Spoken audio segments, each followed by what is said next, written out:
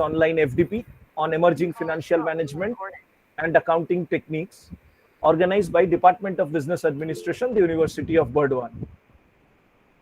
Now, in this session, we have with us Dr. Amlan Ghosh from National Institute of Technology, Durgapur. Presently, Dr. Ghosh is an associate professor in the Department of Management Studies, NIT Durgapur.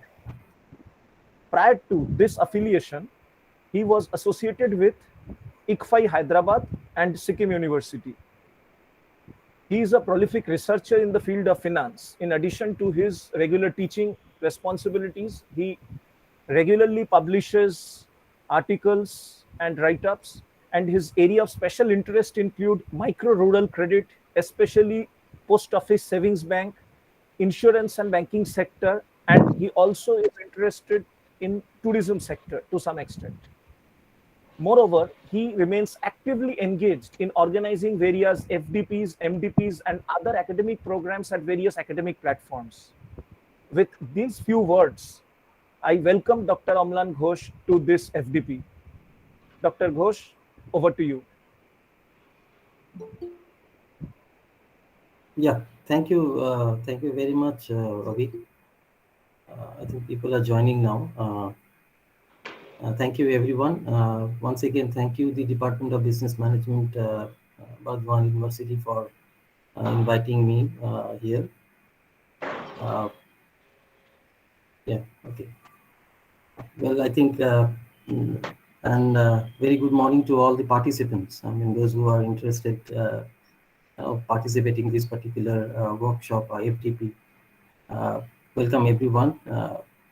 Once again, we'll start a small deliberation.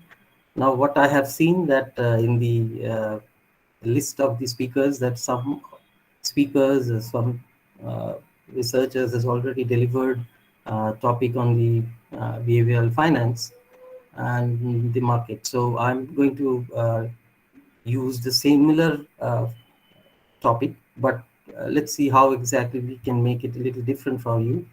And based on that, we will start discussing. What I want is that this session, we will try to make it a little bit more of interactive, and based on that, the inputs what you give, generally the deliberation will go. So that interaction is important. So you all are welcome for any kind of inputs whenever I'm asking something, or please be free and share your thoughts. These are nothing known, not a question actually. So we will be discussing about something.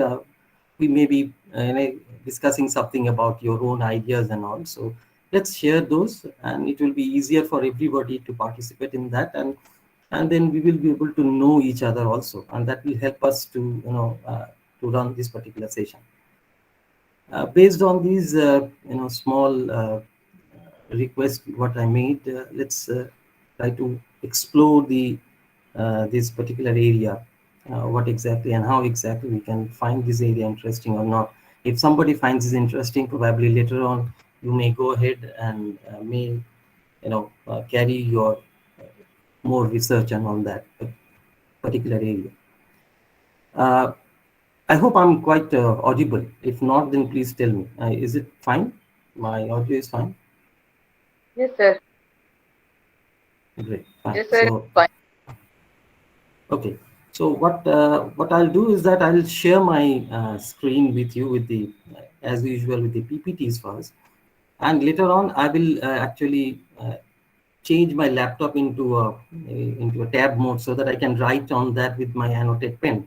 So at that time, probably my screen will be off. Automatically, my video will be off. So you need to bear that. But keep on discussing, because that one, since it automatically switch it off all the modes, the keypads and everything. So we will be able to discuss. But we'll be writing on that in this so-called the note and all. We'll be discussing that part. Okay. So let me share my screen first, and we'll just start discussing, and based on that, we will continue our discussion.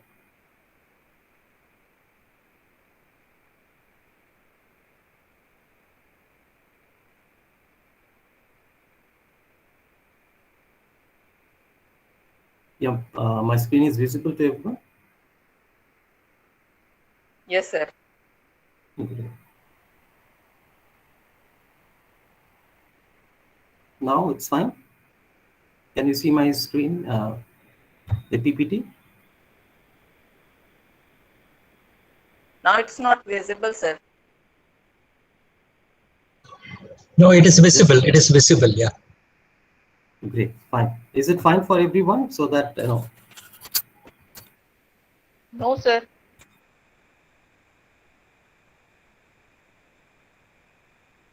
It's not the PPT. So you're not unable to see the PPT? So now it's okay, sir. Okay, I'm once again doing it so that you can check it.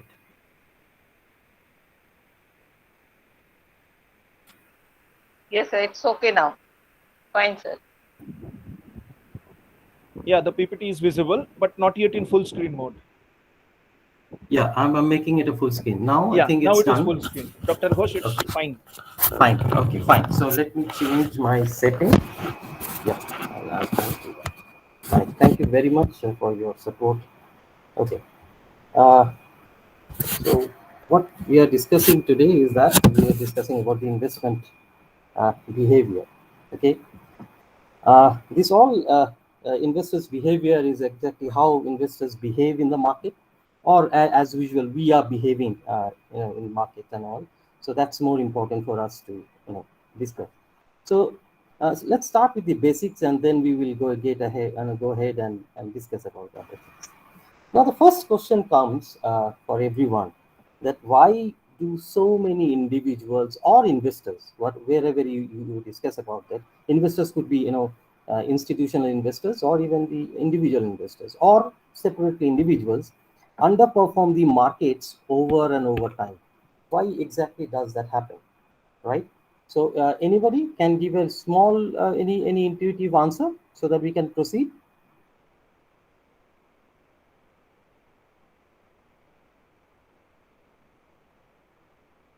No one?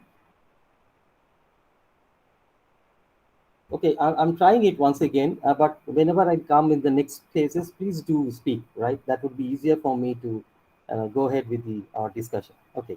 So, I mean, generally our questions start with, when we are discussing about the investment, we ask a very simple understanding that why do so many individuals or investors underperform the markets forever?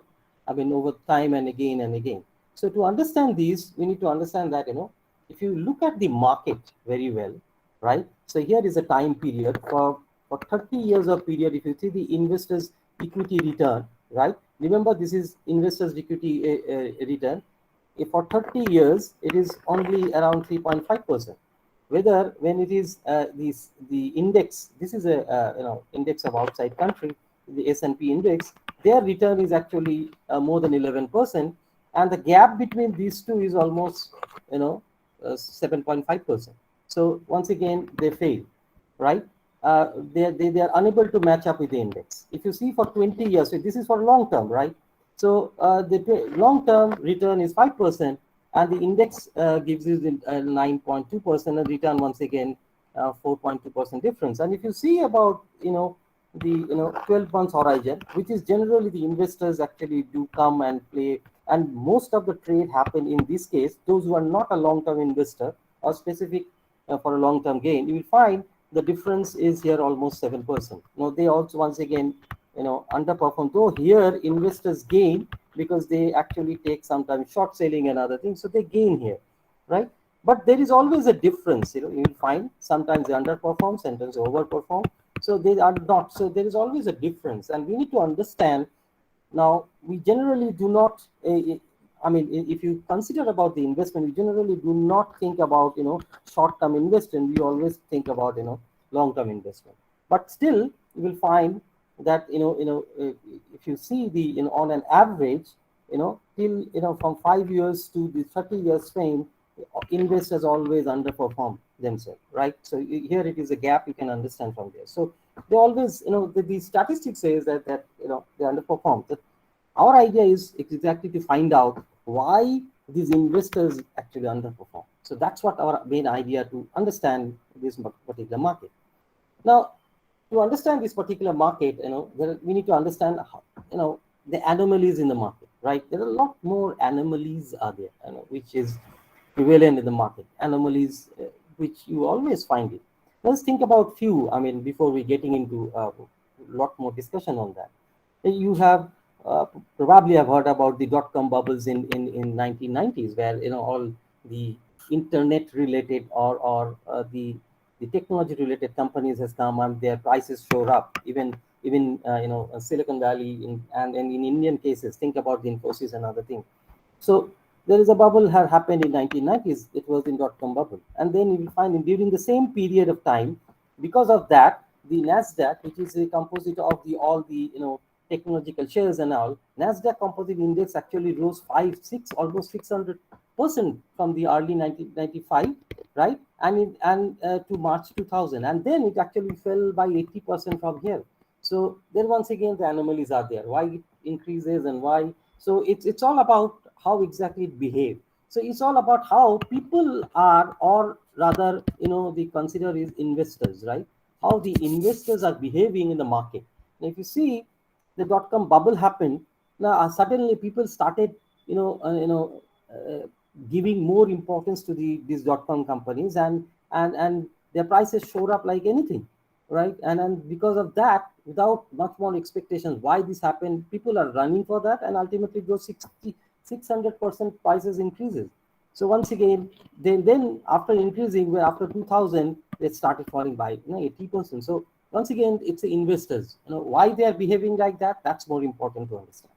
If you see in the estate boom in the 1980s in Japan, you'll be astonished to understand that the real estate price in Tokyo is actually sometimes in 1989. I'm giving a lot more way back dates, that the 1 square foot price of that real estate was selling at $1 million per square feet. So you can understand the prices of that particular real estate. So it actually increased many fold times. So why it happened, that needs to be answered. That we need to understand why people are ready to pay $1 million for a 1 square foot of real estate prices. So we need to understand this one, why, right? I've given the references here. If somebody interested may check it later.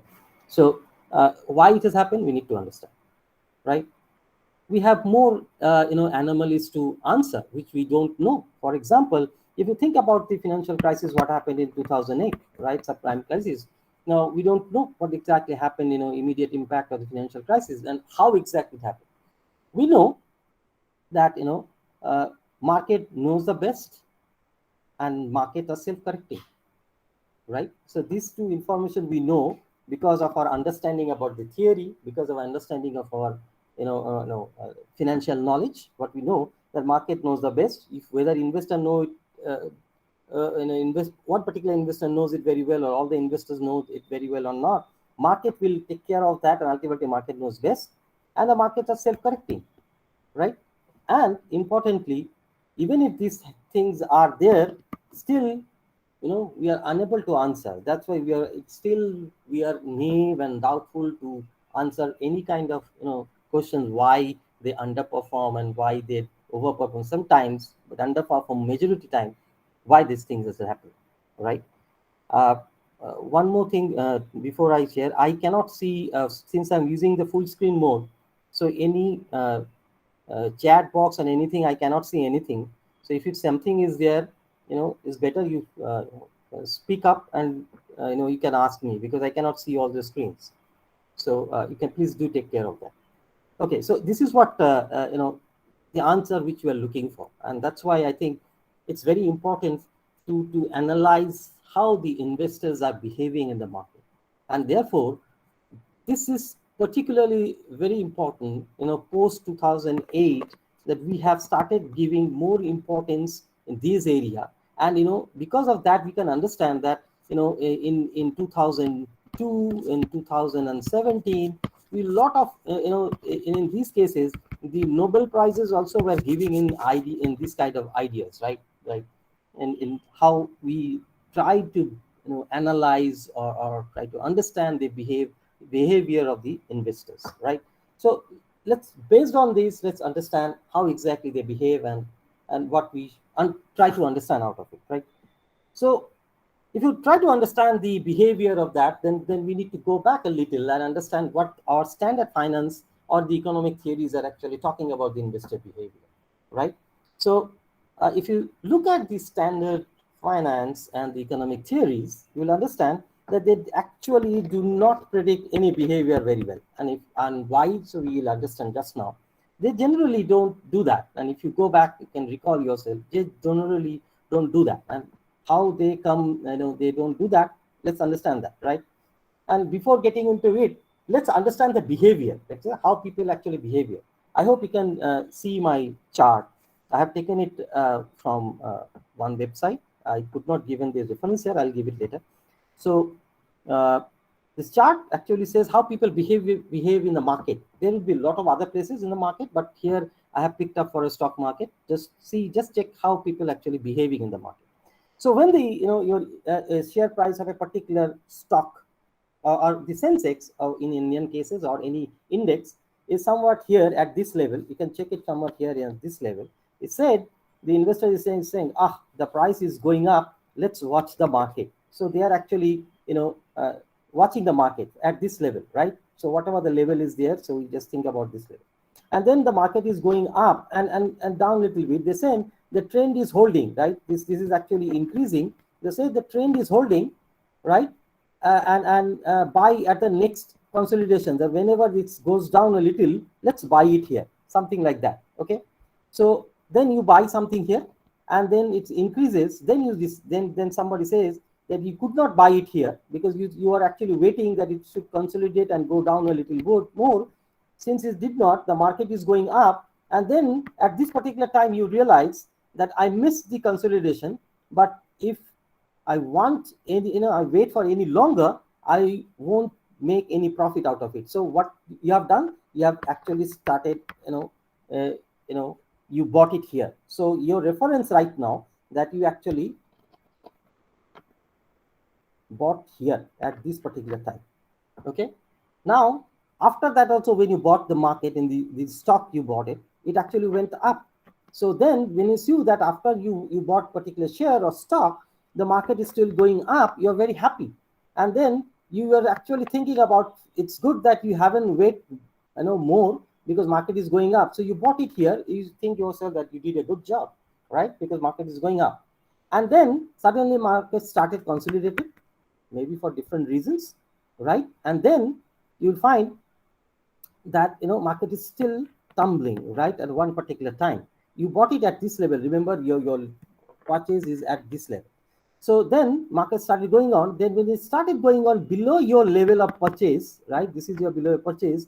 Then you said, you are thinking that, okay, market is going down. I may buy more if market goes down a little bit more. So you are deciding, I will use this correction because you are waiting this consolidation here. It did not happen, and increase my position. That means you want to buy more. So actually it happened. Then you wait for a little bit more consolidation. Market once again tumble and goes down a little bit more. Then you said, okay, it's brilliant at this price. Let's double it. So what you have done, you have increased your stake in this particular, for any particular stock, which is going on this price trend. You made it here a double. So you got once again your stock investment at this level. You thought that the correction is done, but still market is tumbling and more correction in the market. Then you thought yourself, market has gone down so much. Then you said, as soon as it gets back up, I'm selling out because you don't have much money. So you are thinking that from here, if it goes down more, then I'll wait. Whenever it will go up, moment it crosses my limit here, I will sell and I'll get out of the market. That's what you're thinking. But market once again tumble more and more. Then you said, you're wondering that I don't believe it's down by 1/4. Actually, whatever you bought at the price, probably you have bought at 100. Now this is at 25 rupees at price that it is actually trading. So you think, now you're thinking it's absolutely bottom. But market anomalies happen. It went down a little bit more, and then you are thinking that, okay, then when it's gone down a little bit more, then you are thinking, fine, it's gone down. So let's wait for it to recover. I'm not going to do anything else, right?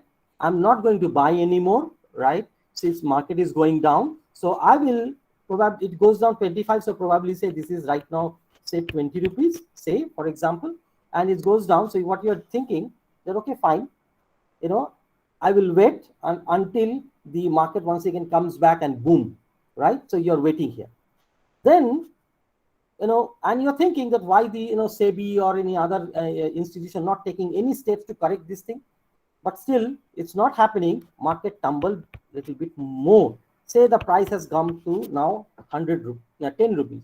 Remember, you bought your stake at 100 rupees, say, for example, right?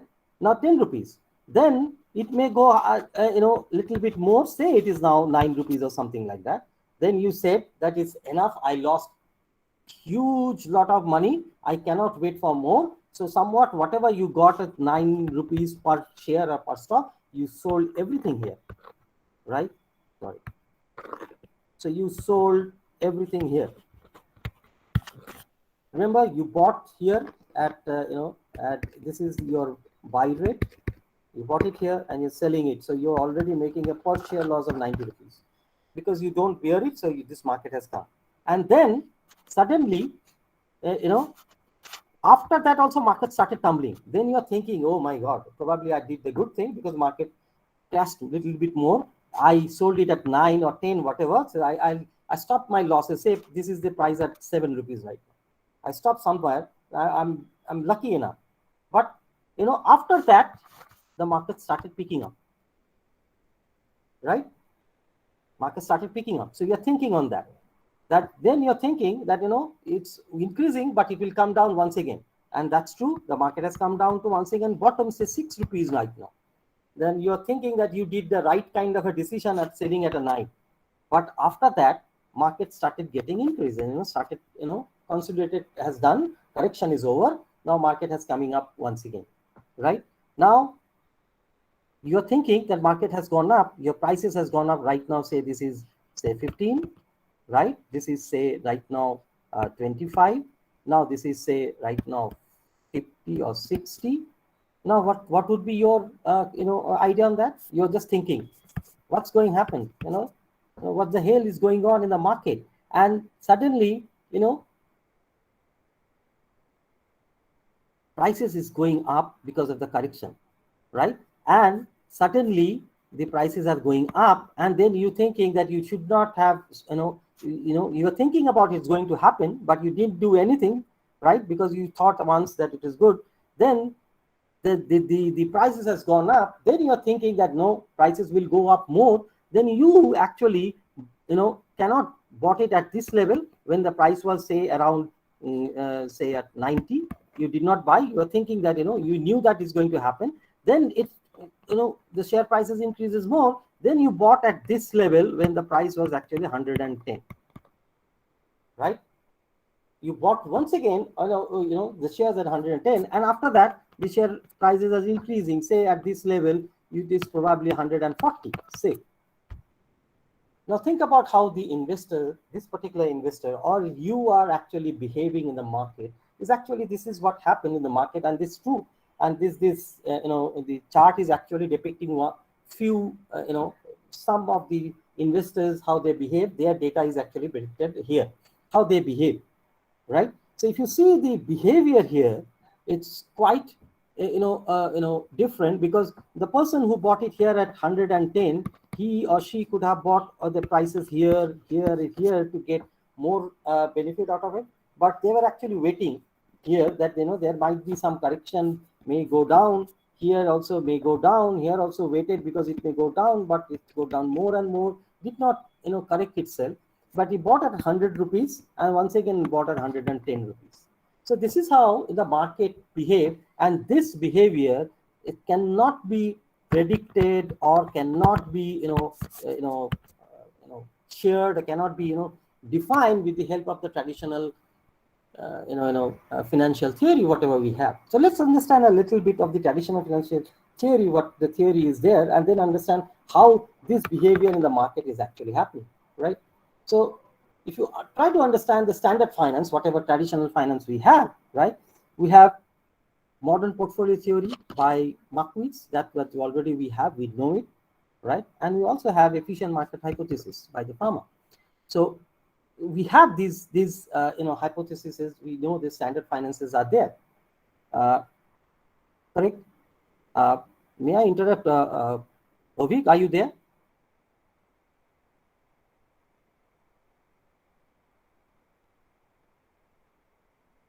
Hello, Ovik, are you there? Okay, anyway, I got a lot of sound, so I just inquire about it. Anyway, so let's understand that in the standard finance, we have basically, the most important, the two important theories given by Markowitz and the Fama. One is modern portfolio theory, another the efficient market hypothesis, right? These two are there. We know that, right? Let's understand the modern portfolio theory, right? What exactly it says? It simply says that an efficient portfolio can be created either with the maximum return and the minimum risk, or minimum risk or maximum return. That's what they give in modern portfolio theory, right? It came in 1952, given, right? So that's what the modern portfolio theory says. So you can make portfolio you can make. So either you increases your profitability, right, or you decreases your profitability with very with the lowest possible risk. So there's a trade-off between risk and return, right? That's what the modern portfolio theory is talking about. Then we have also the efficient market hypothesis, right, given by Fama. It said that actually the security prices, or the whatever the stock prices or the market price or the market value, actually whatever the prices is there, that reflect all the relevant information, and hence is always equal to a fundamental true value. So whatever the price exactly showing in the market of a particular stock is actually reflecting all the information available, and that information is actually reflecting in the prices. So the ultimatum, the saying of this theory is that the asset prices in the financial markets fully reflect all the available information, right? So it came later on by Fama in 70. So they say the prices, whatever you see in the market, reflect all the information. But remember, these traditional theories cannot predict what exactly. Just now we have seen how prices are going down and going up, and why it's so. They actually fail to predict this, and fail to inform us or tell us why this is happening. And to understand why this theory are actually cannot predict this, you have to understand the basic assumptions of these theory together. I'm not making it separately. Let's understand what the assumption made under this kind of traditional finances. What are these? They say that all the investors are rational and risk averse. We understand the investors are risk averse, but are the investors rational? It's a question mark, right? So we don't know.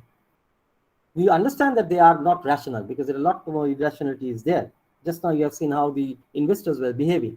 Then we also know all the investors access to the same information, as the Fama's theory says, that reflect all the real information and true value. But in general, all the investors do not have the access of all the information available in the market. So that's what another important aspect. So but they assume it that this is true. Then they have also an assumption that all the investors have the accurate conception of possible return, that what would be the possible return in the future, they are able to understand. But just now you have seen how exactly the investors are behaving in different places, that how exactly they have done. Just now we have discussed. So their conception about the return is not correct. So but they have assumed it. They all are rational, so they know exactly what happened. And all the investors are maximize, their aim is to maximize economic utility. So they will try to improve their utility, which is being mentioned. But whether they are able to do that, it's not clear about it from there. So it's not true. Even all the investors are price takers. That is, that whenever there is an increase in the price, they will sell and get the benefit out of it. But do they? Actually, does it reflect in the market? No, they hold it sometimes and wait for more increase in the price and they sell. When the prices go down, they don't hold, they actually sell. So which we have already witnessed, right? So this behavior also, this particular assumption also doesn't hold good. And the other assumption is also like the risk or the volatility of an asset is known. Now, this is what is another big assumption which is not holding it anywhere, because investors are not in a position to understand the complete risk and all the volatility is going to happen in future. So they don't understand about that also. So because of these assumptions, the theory what they made is not exactly correct, or sometimes is actually they cannot behave in that way, right? So that is very important in this case. Okay, so Hello, sir. yes. Sir, sir, are these assumptions the common assumptions of both these models of EMH and No, I have clubbed Ma- together. I have clubbed together. I never said easy. I said it's a traditional finance. Correct. I made both the things. So just what the traditional finance theories are there, and what the all the together. So these assumptions are there, right? So I'm just trying to give it a small information, and then I'll go back to the what now exactly is happening. Not in the all the together. I've just clubbed it together. Some assumptions are there in this. So that's why I use the term traditional finance. I didn't use modern portfolio theory or the efficient market hypothesis. Okay. Okay, sir. Okay. So these assumptions are there, which does not predict in both the cases how exactly investors behavior, right? And therefore, let's understand. I'll give you one example. How suddenly how investor behave, right? So therefore, the behavioral finance actually, does not follow the same path, the way the traditional finances is following, the assumptions and everything. What they do exactly, they observe, they understand what's going on, right? So they observe, right, how the investors or financial managers or markets actually behave, and then they draw and implications out of it, and then they try to understand and tell that this is what exactly is happening if this is how investors are actually behaving. So they actually come with the observation. So this is not exactly kind of a theory. They are making some inferences out of how exactly they are behaving in the market. Based on that, they try to they make it a common, and then they made a set of observation in a theoretical form, that this is how these all investors or financial managers or the markets are actually behaving on. Okay, so they actually observe and find out what exactly is going on, right? And then they try to explain how the financial market is related with this kind of behavior. So financial market and the behavior of investors, financial managers, how exactly they are come together, and they explain whatever is going on in the market, how exactly you can explain that. So behavioral finance actually explain more better than the traditional finance. Okay, now let me give you one example. Start with the examples. We'll give it once again. Okay, so therefore what we can say, the behavioral finance actually studies the psychological aspects of the investors as well as the sociological factors, all together, which actually influence the decision-making process of an investors, right? Or of an individual or a group of investors or financial institution, whoever taking a decision on behalf of them. So behavioral finance actually studies these psychological and sociological factors while doing this kind of work. Okay, so let's understand one small example. I'm giving it now. Once again, I have taken it from one source. It's Akadli. You can get that source also, or I'll give you some more also later on. So it's not mine own. I have taken it from somewhere else. So I say, this thing happened in, I corroborate the same in the last Diwali in India. I could find that similar thing has happened. Say this is a story about someone. It's written that our friend had been, unsuccessfully trying to convince his wife to buy an iPhone for some time, but she was hesitant to upgrade it because, the mismatch between price and what the iPhone is given. We have a conception that iPhone is highly priced on that, right? Then the last week, the friend has, one retailer has announced a 3-day sale, and that friend of yours had texted his wife that, it's cost only 30,000 now. It could be a rupees. I missed it out here. 30,000. Maybe this is an iPhone SE 2020. It could be that one. And he wrote it to his wife, and the wife responded, "Wow, it's a good thing. We may buy it. Something." Then, as usual, by the evening when she was thinking to buy, she said that I'm still not sure if it's worth it to buy it because of benefit and the price. Spending 30,000 on a phone, whether that gives you the similar kind of benefit with the others are giving much more on one. Fine. Then a couple days later, something occurred to your friend, and he texts his wife again that he texts to his wife, says, for your information, today is the last day for the sale, and if you don't want to miss out getting 10,000 bucks off, because price of the AC was somewhere around 42 plus or 43,000 when it was offered, and then it was actually selling during Diwali around 30,000 plus and minus. I'm not sure exactly the price. So getting 10,000 off on the iPhone, considering buying it now, the next sale is probably the half a year away. You may not get the same sale, and that was true because the next sale came after more than a half a year in India. Okay, then she texted him back 2 hours later that she bought that phone, right?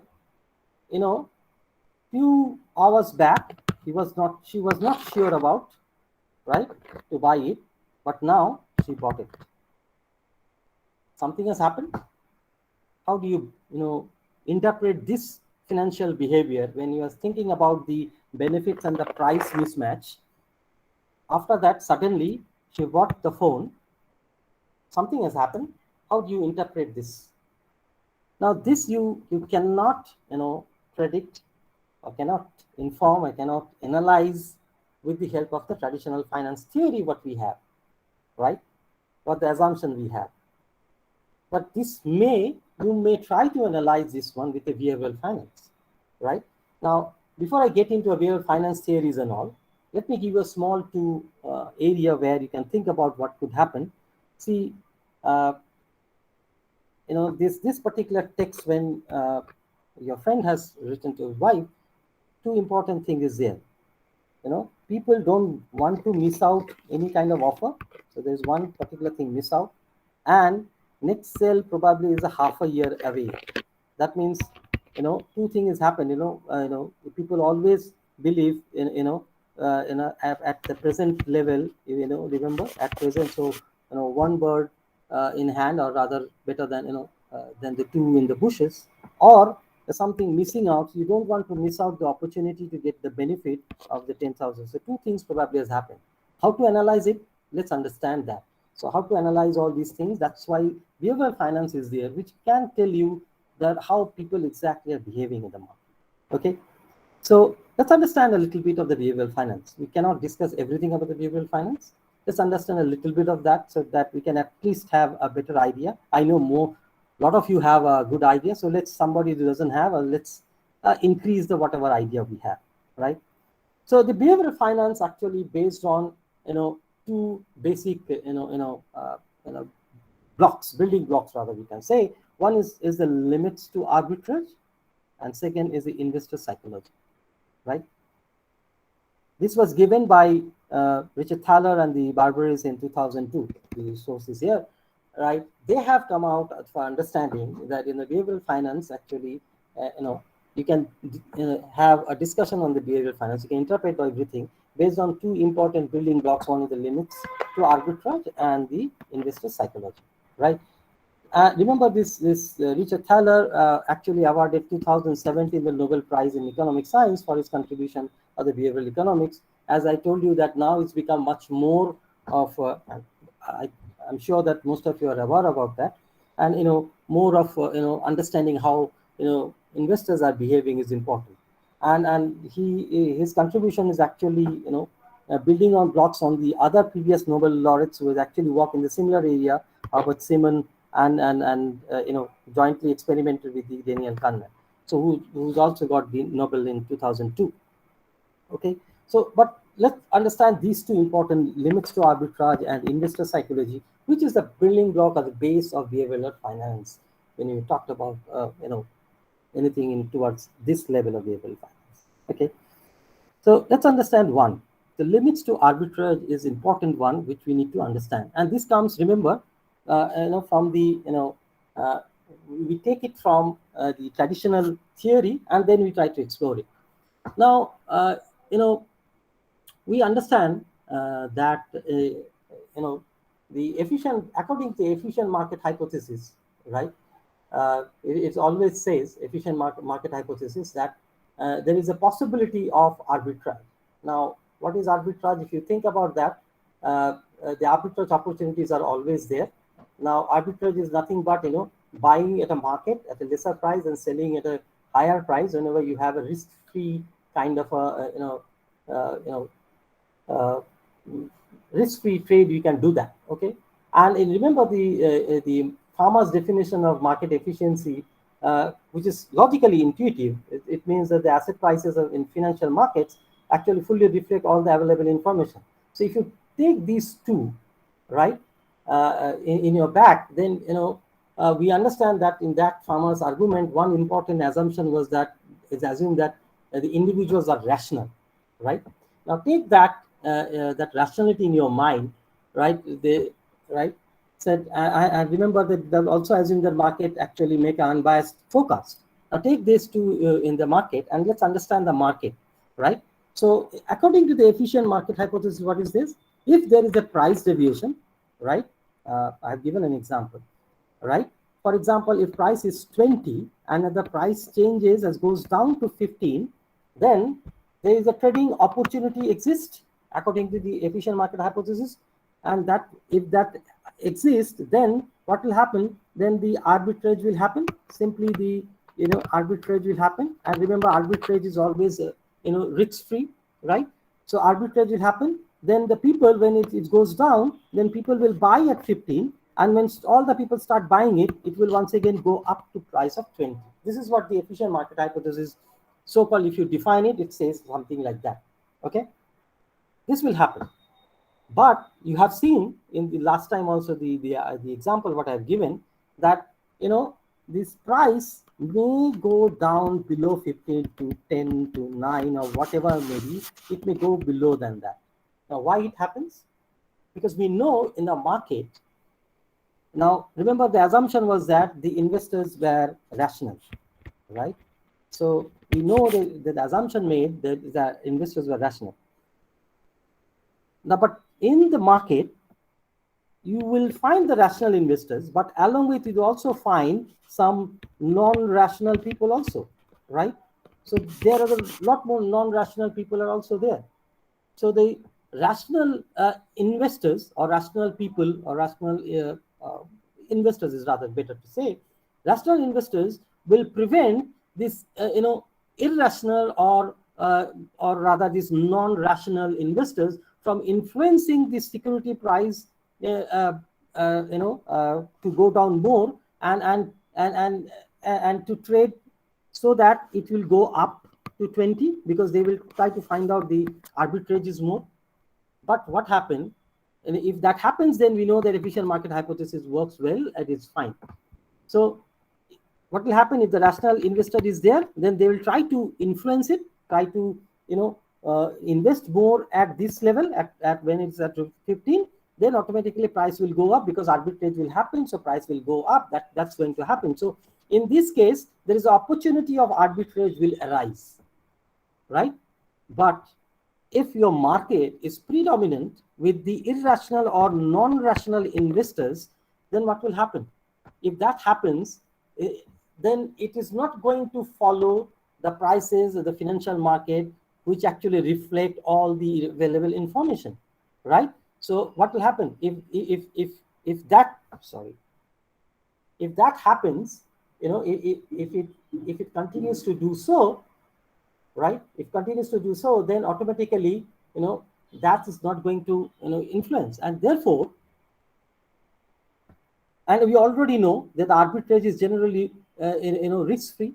But now, because of the, non-rational or irrational people are more, those are predominant, right? The researchers has found that the existence of the irrational people, the prices are actually going down sometimes also, are going down more. And therefore, the arbitrage opportunity exists because, the price is going down more. So there is a much more gap between these two. So generally what happened in the traditional format, this arbitrage opportunity, whenever it comes, automatically rational people, rational investors will start investing and this arbitrage opportunity will go away. So in the rational thinking, arbitrage opportunity is very short. Whenever it appears, it goes away. But because of the the existence or the predominance of the non-rational or the irrational investors, the arbitrage opportunity actually exists, right? It actually exists and stays for a time, and therefore, it does not quickly disappear, and that because it stays for a time, so that limit of arbitrage actually increases, and that's what the limit of arbitrage is actually talks about, right? So that's what is being said, that this is arbitrage, existing of arbitrage time, which actually stays for a longer period of time, right? Which actually increases the arbitrage time in the market, is actually the limits of arbitrage, which actually talking about this arbitrage because of this of existence of the non-rational or irrational investors. This was actually first given by Professor Shelfer and Vichy in 1997, right?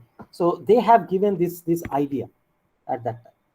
Okay, so now the question now comes, if it's really happened, if that time, if this particular this arbitrage process is actually exists and it stays for a longer period of time than the other time, then the question comes very next, is that why the arbitrage opportunity do not quickly disappear. So as we mentioned, because of irrational, the investors are much more, right? Because investors know that they can easily, invest at this level 15 or even 14 price or even 13, even they know how to exploit this, but it goes down more, and because of goes down more, and this arbitrage become much more risky and costly affairs, right? And that actually has come up and in a discussion that why this is happening. To understand this, there is a once again three important aspects which has come out. One is a fundamental risk, another is a noise traded risk, and another is the implementation cost, right? Sorry. So these three risks are there. We need to understand these three risks, right? Sorry, what's going on? Okay. So what is fundamental risk? We need to understand this fundamental risk first. Okay. Let me omit this. Let me find. Okay. Now, what is fundamental risk? Now, why it is actually happening? So to try to analyze it, the first important block is a fundamental risk. Now, what is fundamental risk? Now, this risk is nothing but, say you bought a share, say at rupees 15 here, according to this example, right? If you buy this share at this way, then a news came in the market, right? As you saw that, the efficient market hypothesis, the price reflects all the true information. And news came, that news, suppose say it's a bad news came in the market information just after you purchase the share, right? And if it's bad news come, then automatically the price will tumble because of the bad fundamentals, right? So you can say, you can actually, you cannot avoid, because if the news come later after you purchase, automatically your prices will go down. You cannot change it. So this is a fundamentally, there is a problem. So, theoretically, you can actually negate this particular risk. How you can do that? It's very simple, that if you invest, say this is a stock A, you can invest similar kind of stock B, a similar amount. So if that news came for this particular stock, maybe other stock may not have that bad news. So that stock maybe, you are actually hedging, right? So this fundamental risk can be, theoretically you can hedge it, right? So by buying a very related or closely related another stock. So the fundamental risks exist, and that is that if you buy something and after that some news has come, you cannot change it. So some fundamental risk is always associated with that. The next important one is the noise risk, right? Now, what is noise risk? Now, here we actually talked about the noise trader, right? Now, what is noise trader? Now, these noise traders are, these irrational investors. What they do exactly? Now, this noise traders are actually very unskilled, uninformed, or maybe you can say they are novice, right? Traders, and they generally participate in the market. Largely they actually follow the trend in the market, or they may be emotional, they may be very undisciplined, and they do not take any professional help because they don't know, but still they don't take any professional help. So they follow whatever the market. The higher the volatility in the market, higher their behavior would be there, right? So noise trader, and you'll find the similarity investors who makes a decision whether to buy or sell based on their without the support of any professional manager or professional advice, and they're much more impulsive, undisciplined, and more. So what they do exactly in this case, so they will actually pull this price of 15. They may expect the price may go down, and they start selling more of their shares, and they start selling more of their shares, it will go down more, and they will pull down the shares prices. Okay, so that's going to happen in this case. So there's a noise trader's risk is always there, right? Now, this is very important. This noise trader's risk is very important because it actually forces, right? It actually forces the others. That's why this is very important. They can do it, right? They are irrational, they can do it. But this actually forces other investors or other people, right? They are investors, other people. What they do exactly? Now, for example, other investors in the sense, say institutional investors, or maybe some hedge fund managers, or maybe some others. So what if they start, tumbling this one, they start pulling down the prices, so what will happen? Say those investors or the hedge fund managers, now what they will do? They have to take some unnecessary, to stop the losses, because this loss will go down more. To stop the losses, they will sell their shares also, because because otherwise, if they hold it, this will take their loss more and more deeper. And what will happen, since this is going to because these fund managers and other investors, they cannot show what's going on in the market, but the market will value them based on what their output is. So they have to follow those irrational behavior, and that time they have to actually offload their investment on those particular stock. And if they follow that, others, what will happen? Their performance is actually at stake, right? So the market is going to evaluate those fund managers based on his return. And if this mispricing of this 15 to less than that is actually worsened in the short run, then what will happen? It will generate more and more losses, and that investors are going to decide once again whether to withdraw fund from that fund manager's house or not. So ultimately, the fund managers have to liquidate themselves. Even sometimes investors withdraw the fund from the fund managers. The fund manager had to liquidate the scheme also sometimes. So that has a very drastical effect on the others because of this irrational or noise traders. Noise traders are available in the market, and that's what it's very important. And along with that, there is once again is the implementation cost is there. Implementation cost is that because unless you are selling it, there is a transaction cost is associated with that, or sometimes your bid-ask spread is there because you're actually taking decision based on the rates, taking decision based on your commission. You're actually selling. You're making some kind of purchase, repurchase agreement. So there are a lot of expenses. Maybe you have options which you are actually selling it. You're actually buying it. So there are a lot of options because you have to do more and more hedges, and therefore your cost increases, and that actually impacts your profitability. And therefore, these limits of arbitrage increases because of these reasons. And that's what it was the first given that, okay, fine, why this is happening, we can we can tell based on these information. Yes, there will be a fundamental risk, there will be a noise trader is there, and the implementation cost. Most important is that the noise trader risk is there because it behaves in such immature way in the market. So there are two building blocks we just we started with. One is the limits to arbitrage, and another is the investor psychology. Let's understand the investor psychology, and which is once again an important block while we discuss about the behavioral finance. Now, what the investor psychology come up? They come up with certain theories. Once again, is this prospect theory was given by Daniel Kahneman and this Tversky in 1979, right? They simply said the people weigh losses more heavily than their gains, right? Now let's understand with you only. So now probably we need your support while we discuss about. I'll come up with some examples where you have to give your own answers. Okay, so one by one. Let me discuss the prospect theory first, and we'll go ahead with that.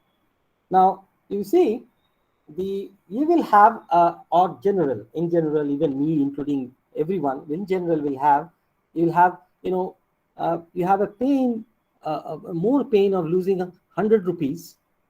The pain will be much more than a pleasure of getting a similar amount or similar 100 rupees once again. For example, I'm giving you an example that you are coming to your office or your institute or wherever you're going. You lost your pass, and the pass had, say, 1,000 rupees. So your pain of losing your wallet is so much that if you are coming sometimes, you're getting similar of 1,000 rupees. The gain, the pleasure of getting that and losing your wallet would be much higher. That's what the prospect theory says. And to analyze that, because they made a lot of surveys and understand it, right? So the both Daniel Kahneman and the Amos has come up with the one idea. And if you make a graph where you can plot the positives here, right side is the gains and losses in the left side, and if you have positive gain utility you achieve out of it in the positive side and the negative utility, they find that investors actually feel good with the gains and bad with the losses, but the feeling good, bad is more. It's not linear, right? And they found the function is steeper. I'll show you in the next slide. And there is a reference point which actually differentiate the the gain and the loss. So what they have done, I've given the reference here. We can get that. So of that particular paper. So if you find the same prospect theory, this is what the utility you get in for any gain. This is the positive and this is the negative. You will find the negative the negative slope is much steeper. So you feel more about your loss than your gain. So this is what the prospect theory is talking about, right? So this is how Kahneman has given the prospect theories, right? We can give a lot more examples, right? For example, you think about your idea. You think about your gasoline or petrol prices in India. We clamor more when the prices goes up, but sometimes in a day, I'm not talking about recent prices increase and all. In general, I'm talking about whenever in between there is a price drop, we never look into that matter. But even if the similar price amount has increased, we actually give much more importance to that because we feel that is much more pinching than even the similar amount prices has gone down. Let me show you the chart of the petrol prices. This is 3 days back chart, and this is 3 days chart. The prices were 101 and 70 paisa, so it came to 101 35 paisa somewhere around. This is, I think, it was on Thursday. I cannot show it. I could not make the graph. This is the price in India. That was there. It actually went down a little. I'm not saying whether it's down or not, but even if it's, say, the price has gone down from 101.35. This is the Delhi price, remember? This is Delhi price. 35 to even, say, 45, we probably would have given more importance on that the price has once again gone up. But even if the price goes down, we don't give that much of importance. That's our normal way. That's one important aspect of the perspective, how we behave to any kind of prices, right? Come back to other things. Let me, please give me answer because I need your participation in these cases. Please do provide your information. Do you prefer, I'm sorry, it is Fox written, it will be fixed, some typos are there. Fixed income securities or investments over the stock? How many are there? Can you speak up because I cannot see your chat box. I'm in full screen mode. Yes, I mean I prefer only fixed income securities. Yes. How many are there? Can you speak up only because I cannot see any chat box, anything. Can you just speak up? Sir, I also Yes, sir. Great. So how Yes, many sir. are there? Can you speak up? I Yes, also yes. prefer, sir. I also prefer Okay. fixed. Great. Any more? Any more? Any more? Sir, it depends upon the objective for what we are investing. No, in general, don't think about much. In general, I asked you a very simple question. Do you prefer it or not? Very simple. Yeah, basic initial preference will be that only. Okay, fine. So in general, we understand that we do prefer. I'm talking about, say, now our clientele is you, the people who are inside this FDP program, these people. So we do prefer it. Okay, my next question. Do you make important spending decision based on your past spending? No, not me. I don't do that. Okay, in general, because you decide, say for example, you have income of say 1 lakh rupees, and then you know that how much every time you have to spend every month, and after that you have to say buy a car, or you have to buy something in the next month. So do you spend your decision on that, the past decision, similar kind of thing? Yes, sir. Yes, sir. My past spending decision depend on future spending decision, sir. As well. Okay. Next question. Correct. Are Here, you tempted to get out of the market when the prices fall? In general? Yes and no. Okay, yes and no, but okay, I'm taking it. Actually, if these things happen, in general, we are actually talking about another theory in behavioral finance. We call it loss aversion, right? People are, in general, are risk averse over gain. So they are risk averse over gain and risk seeking over losses, right? Let's give you an example. Now, which one would you prefer? Receiving 100 rupees with 50% probability, or rupees 50 rupees with 100% probability? So I will prefer rupees 50 with 100% Yes, probability. I do. I So also prefer 50. Yeah. you do also that. Fine. That's what the theory says, that people, remember, in both the cases, your outcome is the same. In both the cases. But in the second case is 100% probability. Yes, but in the first case, you minimum is 50 rupees, but maximum could be 100 rupees. But still, you are preferring the 50 rupees with 100% probability, and that's what says that you prefer fixed income securities over the stock. That's what says you actually tempted to get out of the market when its prices fall, because you don't want to see the 100 rupees should go down. So you are actually loss averse. So generally, this is the another theory of behavioral finance says people in general are loss averse. Similarly, I ask you once again, I give you an example. The loss of rupees 100 with 50% probability and loss of rupees 50 with 100% probability. Which one are you going to choose? First one, sir.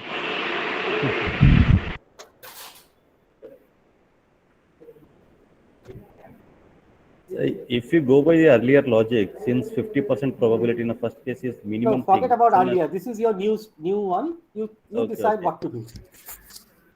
No, in both the cases again it will be same. Yeah, that's what. But when you try to do, you generally try to averse any kind of more losses. So what you do, loss of 50 with 100% probability is very much, you understand it will be a loss of 50, but you don't want a loss averse. So you will try to have a loss of rupees 100 with 50% probability. Generally, it happens people go for that. Why? Because we are loss averse. So this is what the behavioral finance actually talked about, that the people in general are loss averse, right? So this is another theory which comes up, which actually talked about this. Let's understand. So what happened? What exactly happened? You are more sensitive losing money than actually you are actually thinking. You may be thinking right now, but you are actually sensitive to losing money, right? So that's what in between. So the normal investors are actually thinking about. Let's understand something more. I'm giving you option. You have actually two investment you made. One investment what you made, that you purchased a stock last month, right, for rupees 5,000. Okay, and now same stock is selling at 6,000 rupees. Right now the present price is 6,000 rupees, and there is a 50% chance, or the probability, whatever you take, that the price may go to 5,000 or it may go to 7,000. This is your investment number one. You also made another investment, right, where you made a stock, you purchased a stock last month. Once again, for same 5,000 rupees. Now the price that particular stock is selling at 4,000 rupees, right? And now there is a 50% chance that the stock is going to either is go down to once again to 3,000 level, or it will recover and once again go back at the 5,000 level. Okay, did you get that, all of you? You already made these two investment and present situation is this. I hope it's clear. I'll give you some time, 1 Yes, minute sir. time. Okay. Yes, sir. Now, at this moment, you need 4,000 rupees, right? You need 4,000 rupees. My question is, which stock are you going to sell?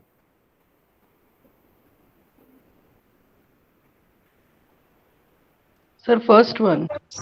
Sir, second one. Sir, second one. Okay. I'm just quoting, I'm just writing it. No problem. Go ahead. Second one, sir. Second one. Go ahead.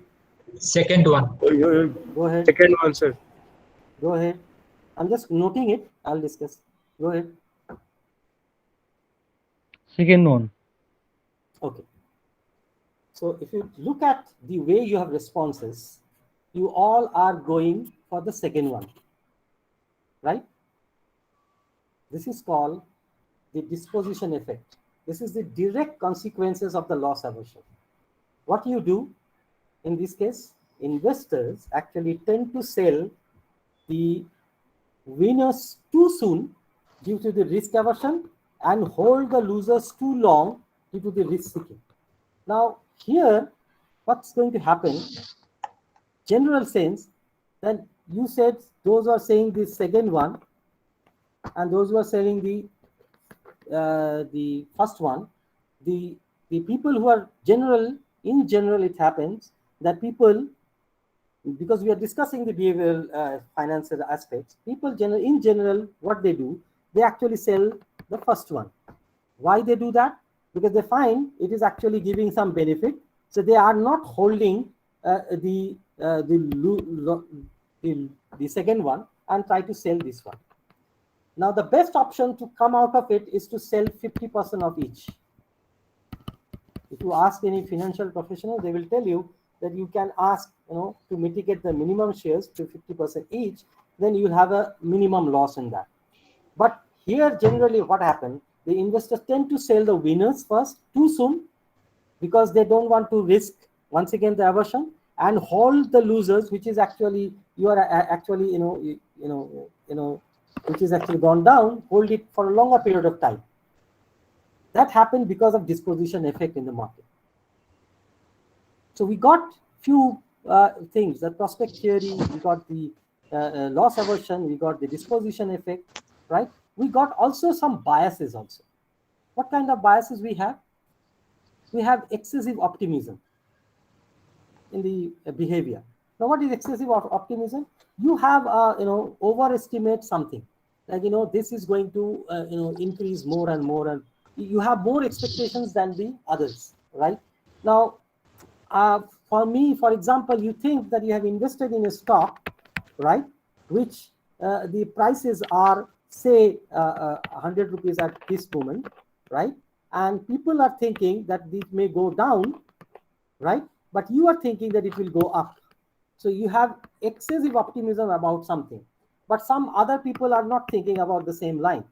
And therefore, you think that you can do that. You can think about, overestimation or excessive optimism about something. So you tend to do that, and therefore you start investing more, though maybe the fundamentals or other thing may not say the same thing. You go by your intuition, you go by your biases that you understand this will go up, so that's why you're investing. That may happen, some kind of biases. Then we have other biases like overconfidence. You may have a lot more overconfidence about something that this is going to happen. You have much more belief that one has more knowledge than the others and one has more ability than actually you actually have. So this may happen. For example, if I ask you that, okay, fine. How many, can you tell me where are you based from? I just want 2-3 answers. Karnataka. Karnataka, okay. West Bengal. West Bengal. Okay, West Bengal and Karnataka. How many of you actually drive two-wheelers or cars?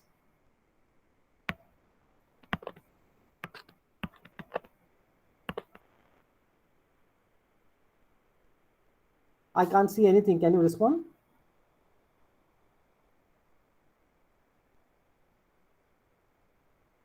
Hello? Yeah, one of the respondents wrote two-wheeler. Okay. Are you confident that you can drive, you can take me and drive, 100 kilometers in your area without any hitches, without any problem given to me?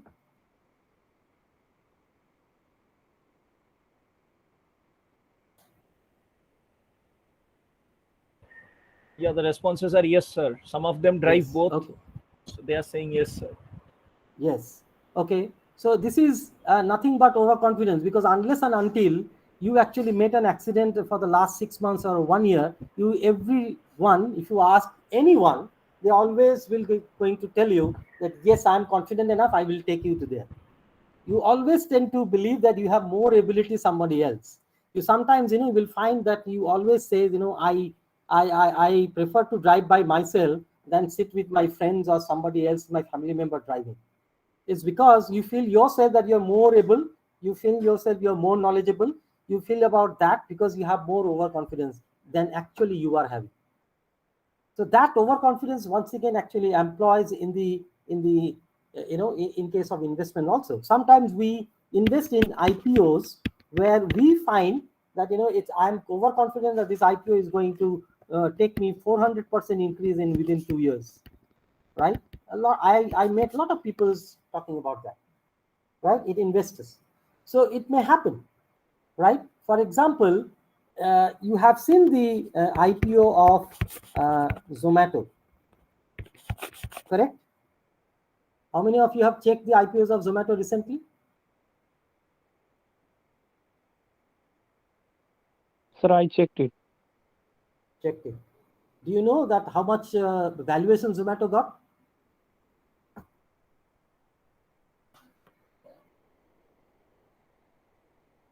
It was around 65,000 crores.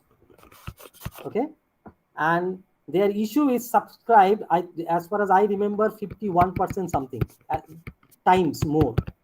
If so, subscribe 51 some percentage times more than how much they have issued. So it is, and even these investments actually made by qualified investors, right? So what happened in this case? Even the person who is actually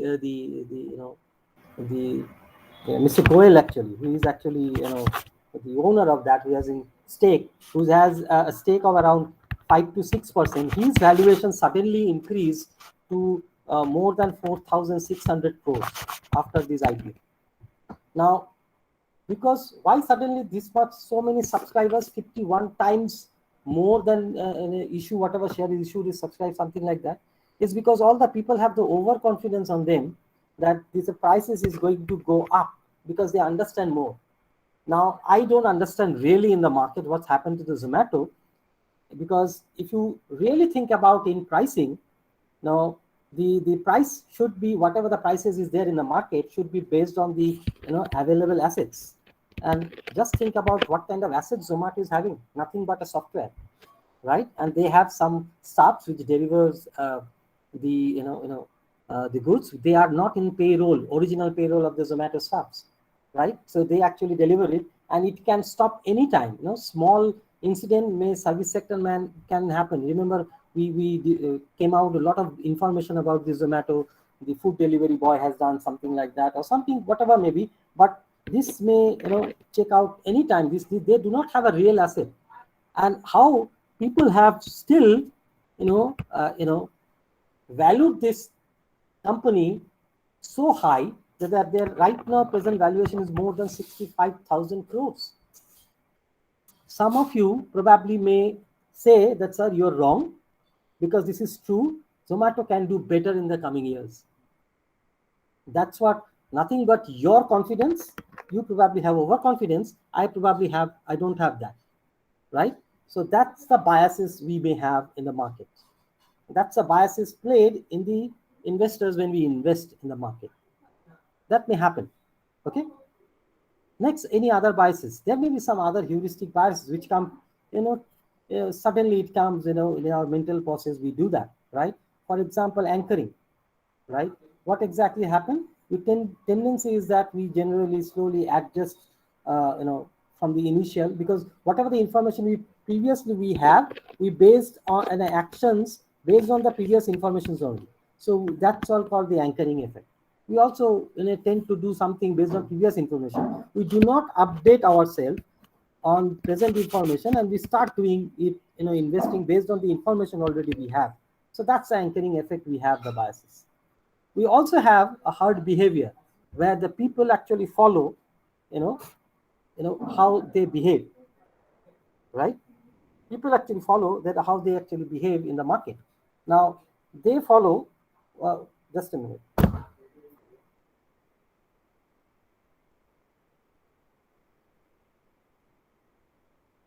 Okay, so what they do, they follow herd behavior. Herd behavior means they follow others, right? So there's a tendency of the individual to mimic the others. Now I can show you something that without much of a reason. Once again, just think about the BSE Sensex. This is yesterday's data, right? I have taken 6 months. Now in May it was below around 47,000. Today it is 59,000 something yesterday. Correct. So presently our, does that any performance is behaving like that way? Any companies? All are having, negative returns. Mostly, I'm not saying, but people are investing more. If you go and found, you'll find most are investments are in the derivatives, right? That actually driving more investment. That actually increased here in the Sensex. Everybody is interested because it's increasing. People have started investing since May. I'm not talking about 1 or 2 days. I'm talking about from the May. If you see, the behavior seems to be a herd behavior because people are following that. Once again, people are looking at that. It will increase. Here also people understand that it may increase. So they are happy it is increasing. Somebody from here, it may go down, but they understand it will increase. It is increasing. So it's all expectations. So some kind of they mimic the other's behavior. So this may happen in the market. By finishing, I'm trying to give you some new areas of behavioral finance where you'll find, there is, apart from the theories, whatever is there are certain more new field of research is coming up, empirical research in the behavioral finance, which is sometimes in your eye-opening that in this area also some behavioral finance work is going on. Let me give you one example of that. Is called the neurofinance. A new thing, probably let me give you some more information about that. What exactly it's all about? It's nothing but they study about neurobiological factors, right, which actually affect the investment behavior and decisions of the investors, right? Neurobehavior means neuroscience, behavioral, endocrinology, and other biological STEM, because we have a lot more, glands which actually impact our endocrinology system, and they actually, behave. How do we behave actually? I can give you a lot more example of that. For example, gains and losses are computed in different parts of our brain, right? And provides a neurobiological explanation for the gain or loss for asymmetry, gain or loss asymmetry, whatever they're having loss or gain depicted in the prospect theory. It was actually started in 2007, right? There is another study, right? I've given the source here also. There's another study in the neurofinance. You'll find it is in 2017, right? They find that the testosterone hormone has been shown to impair the reflective thinking, which actually increases your thinking necessary for complex financial scenario, which actually helps this testosterone hormone and increase both the size of stock market bubble and willingness to invest in risky asset. So if your testosterone is high, hormone is very high, you are in a more chance that you will take more risky investment in the market. It came in 2017, right? One more study I would like to hear in 2015. This says the level of cortisol levels, right? Once again, what happens if you have the study has shown that when there is a huge volatility in the market, if your cortisol levels increases, then which is actually reflected with your stress level, then your stress responses is going to decrease the risk-taking time and times of prolonged uncertainty. So what happens if your cortisol level increases when the the volatility increases in the market, you won't be able to bear the stress. So at that time, this cortisol will actually influence you to sell in the market and get out of the market. You cannot sustain for a longer period of time. So that was came in 2015, right? So once again, a study, a new way of understanding behavioral finance, coming up with the understanding of neurofinance, which has come.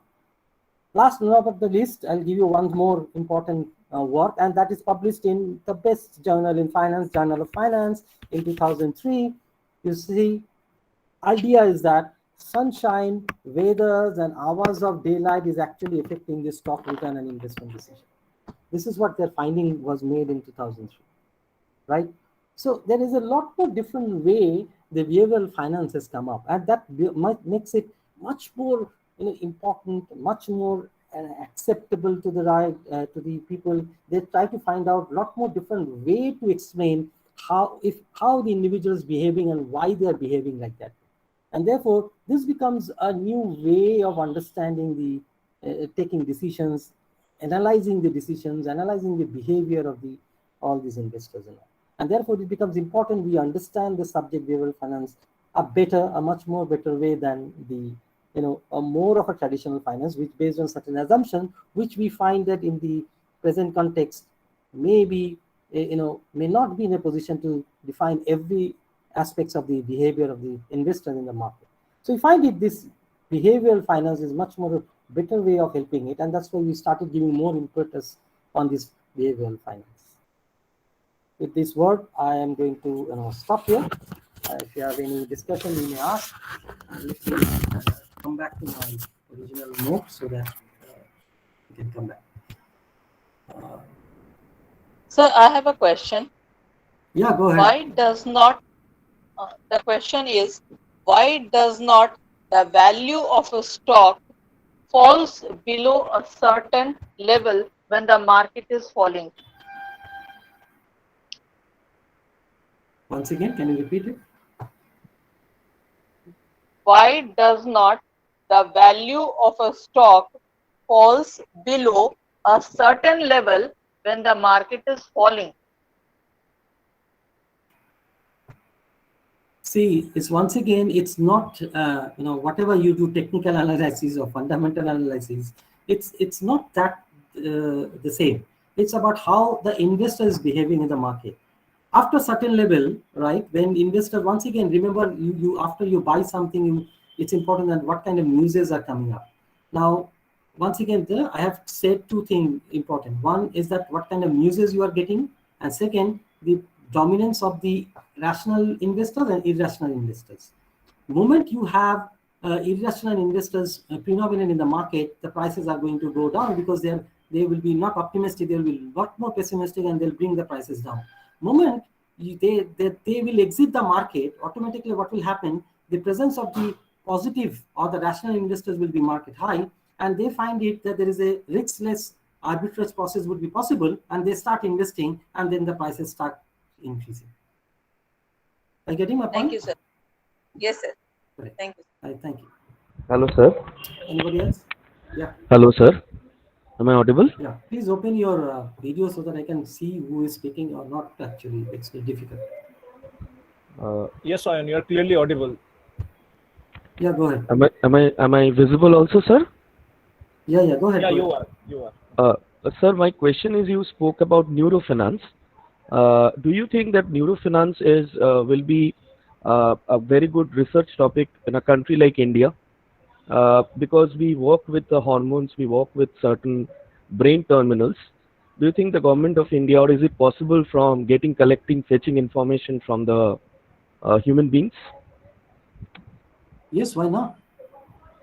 I mean, I have seen, I'm from an institute called National Institute of Technology, where I find biomedical engineering subjects, researchers going on, where the real data of the sometimes blood, sometimes people's pressure, sometimes people in some information, even the oxygen level is measured, and we are taking the biological information. It's possible. Why not? If you have an ethical setup, in the research, then you can easily go ahead. There is a research ethics. So there is a requirement Yes, of it's taking possible. the permission. Yes, obviously, because ethical permission is required. Okay, thank you. Like we have an ethical setup committee which actually gives you permission that whether this research is ethically correct or not. Okay, sir. That is possible.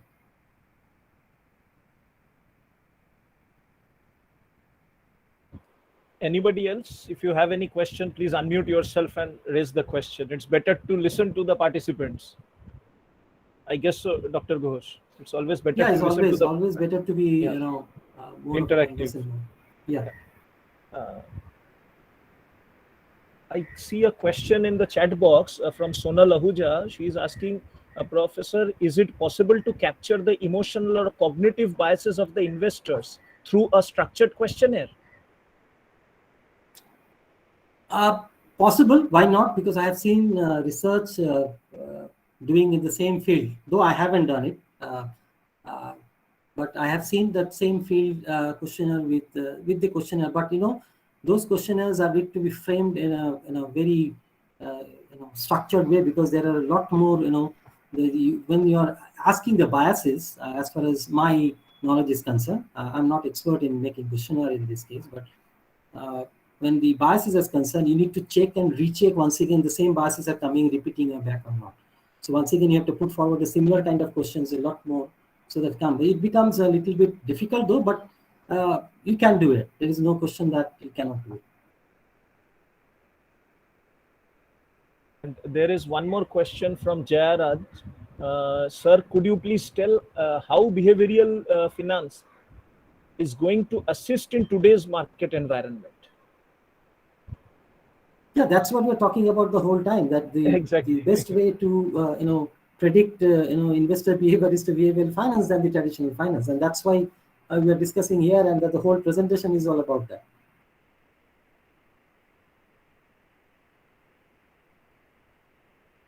So any more question? Anybody?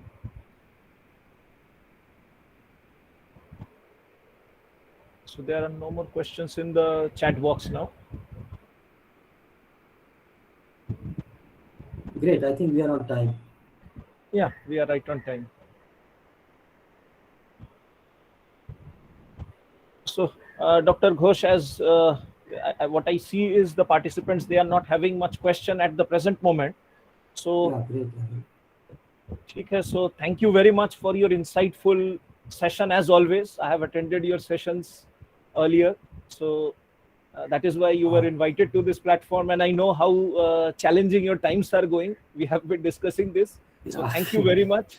So thank you very much for arranging this 1.5 hours for this. Thank you once again for inviting. And we would love to remain connected. We would love to remain connected, and you will get future invitations from our department. I can assure you that. So thank you, sir. Okay. So with these few words, I am closing this session now. So the next session is scheduled to start at 2:30 p.m. as usual, and the activation link will be open from 2:20 p.m. So thank you, everybody. Thank you, all the participants. So I expect that you all will again join on time. Great. Thank you. And thank you. For everyone, Vic and all the participants for patience hearing and also. Thank you very much. Yeah. Okay. Thank you.